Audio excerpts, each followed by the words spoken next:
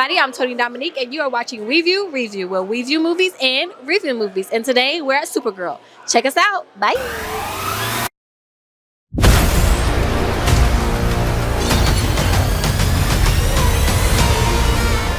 Is Supergirl here to save the DC universe?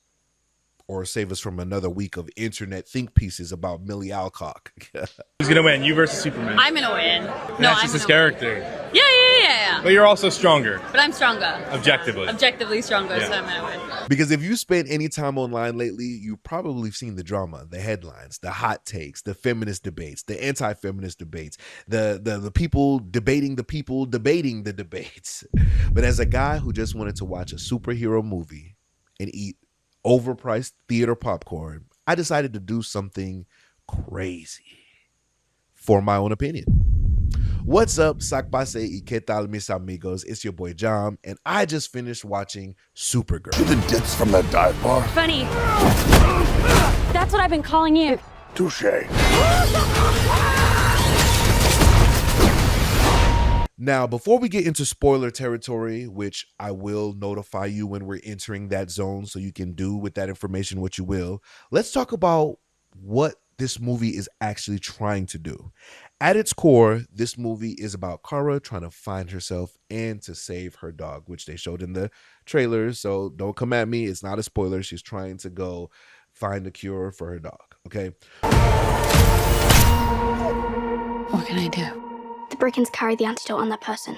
Whether you agree with what Millie Alcock has said in interviews, disagree with what she said, agree with the people criticizing her, or think everybody involved needs to touch grass, none of that really mattered to me walking into the movie theaters. I wanted to know one thing. And honestly, I think that's a much more interesting conversation. Will this movie work? One thing I was curious about going in was whether this version of Kara would fit into this new DC universe. Now, David Cornsweet's Superman is colorful, he's hopeful, optimistic, and lighthearted. Meanwhile, Kara is moody, she's grouchy, she's reckless, she's carrying a lot of baggage, and I found myself wondering, can this type of character coexist in this new universe? Because if she can, that means there's room for a proper Batman. But we're not here to talk about the greatest superhero ever to exist, and you can fight me in the comments. But speaking of fights, the fight choreography in this movie was super. One thing I've never loved about a lot of Superman adaptations is that if you stripped away his powers, he sometimes seems like he's kind of useless in a fight.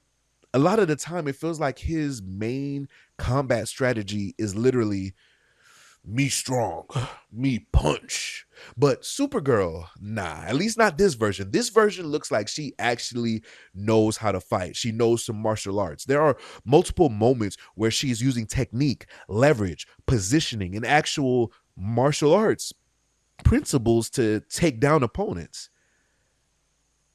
And that's how you really show strength. Like, you show feats of a character versus showing I'm a strong woman because I beat the strong man that I usually root for. I hate when they do that trope. But here, she just showed her feats and principles by taking down opponents using and a little bit of everything. Even when she isn't operating at full power, she still feels dangerous and still powerful. And I absolutely love that. Now, as much I enjoyed the action, I do think the pacing could have used some work. The movie occasionally suffers from what I call anime buildup syndrome, where the character spends 7 episodes either powering up or figuring out which one punch to throw. There's just a few scenes here that felt like they took forever to get through when they objective could have been accomplished much faster. But not enough to ruin the movie, but just enough for me to notice. Another thing I really enjoyed was the variety of alien species that you could see. The galaxy actually felt populated. And because we don't know the power scaling of every random alien race, the stakes felt a little bit more real than they typically do in superhero movies that take place here. Because like when a fight happens on Earth, you you usually know who's winning. Like random human number 47 is not beating Superman. Sorry. It is just not happening. But here, you don't always know. Because it's like, can this species survive a super punch? Can this species tank an energy blast? Are they stronger than they look? It creates some uncertainty, and uncertainty creates tension. And that makes it extremely satisfying whenever they start absolutely smashing her opponents. Just like you could be absolutely smashing that like button. Now, one thing I couldn't stop wondering about, though, speaking of the species, what species was Ruthie? Ruthie. We'll call her Ruthie from now on. What species is Ruthie supposed to be? Because her family basically looks human. She acts human. She has human limitations, talks human. And at times it felt less like an alien and more like a random girl from Earth who accidentally get dropped into a space adventure. Not necessarily a deal breaker. It's just something that kept crossing my mind. Like, what is she? But let's talk more highlights, because I have to say, if we're talking highlights, Jason Momoa's Lobo stole every scene he was in. Okay. Dude was fun. Every time he showed up, I wanted more. Now, to be fair, it's not his movie, so I understand why they didn't let him completely hijack the film. But man, I could have happily watched another 30, 40 minutes of Lobo causing problems around the galaxy. So studios, just know we like Lobo. If y'all want to give him his own movie, I wouldn't be complaining. But all right, let's get into the spoiler territory, okay? This is your only warning. Go ahead and leave if you haven't watched the movie, or if you don't care about spoilers, let's go. Let's talk about Crypto, which, like I said in the beginning, this movie is about her trying to find a cure for crypto. Essentially, that's their MacGuffin. MacGuffin? That's their plot device, okay? Because this part drove me insane. The trailers basically tell us that this entire adventure starts because crypto gets hurt and needs a cure. Then throughout the movie, they repeatedly push it into our faces. They remind us that Kryptonians literally heal and recover by exposure to a yellow sun. So naturally, I'm sitting here thinking, okay, take the dog to the sun. Problem solved. But then movies over, roll credits, boring. And to be fair, the movie throws out a random quick explanation about moving him being dangerous. But technically, they literally moved him to bring him to the doctor anyway. This alien doctor really doesn't do much doctoring outside of telling them, y'all need the cure. Then when they find the cure that the doctor is supposed to mix up and create something with, she literally just takes the cure and injects the dog with it after they find it. Nothing extra happens. And I'm just sitting there like, nobody thought. So you're telling me that nobody thought, maybe let's just bring crypto closer to the giant yellow healing machine in the sky. I don't know, man. It felt a little forced. And speaking of forced, Ruthie's power scaling gave me whiplash also. Like, this girl puts herself in danger approximately 628 times throughout the movie. They tell her, don't move from here. She moves from there. She gets caught up in some trouble. Kara saves her. Okay, don't move from here. She moves from there. Kara has to save her. Don't move from here. And she's pretty much a damsel in distress that's forced. But then suddenly she's escaping situations, surviving things, and contributing in ways that made me scratch my head. Because on one hand, you've got enemies tanking punches from Supergirl and walking away.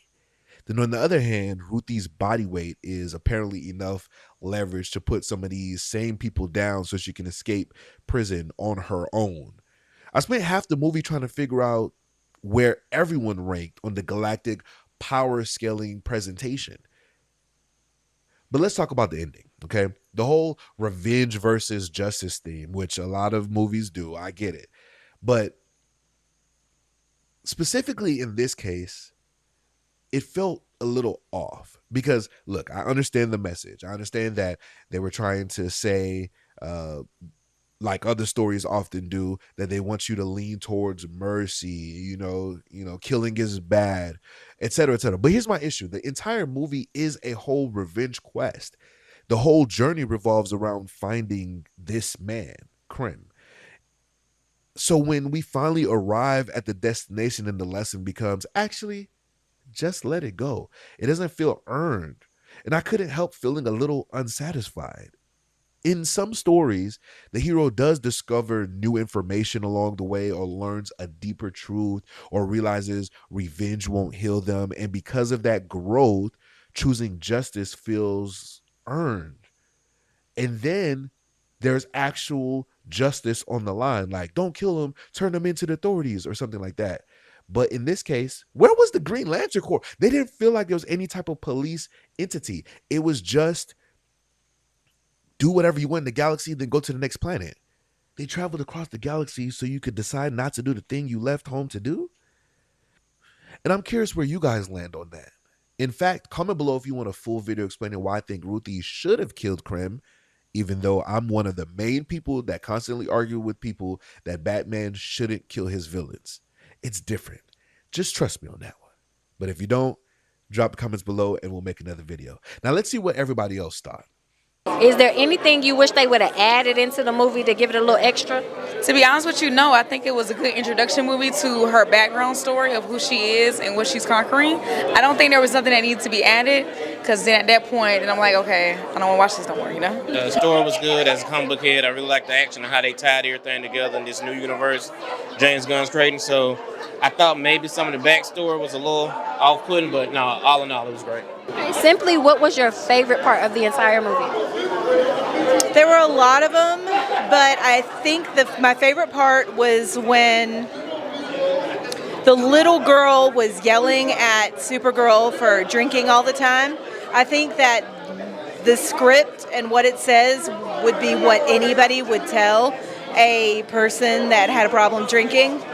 In the nutshell, you know, without going too far. I thought that that was very impactful, and I'm glad that it was in the movie. So what did you like best about the movie?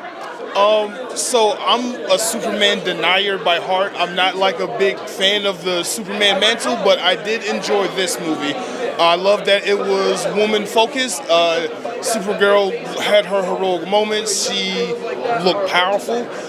She's a drunk. I love that because, you know, Superman's like the whole goody, yeah. And I'm like, nah, give me some swag. And she gave me the superhero swag that I was looking for. I saw the first one like 100 years ago when Selena was the villain. And I would run around as a kid, like holding my hands up like this, pretending I was Supergirl.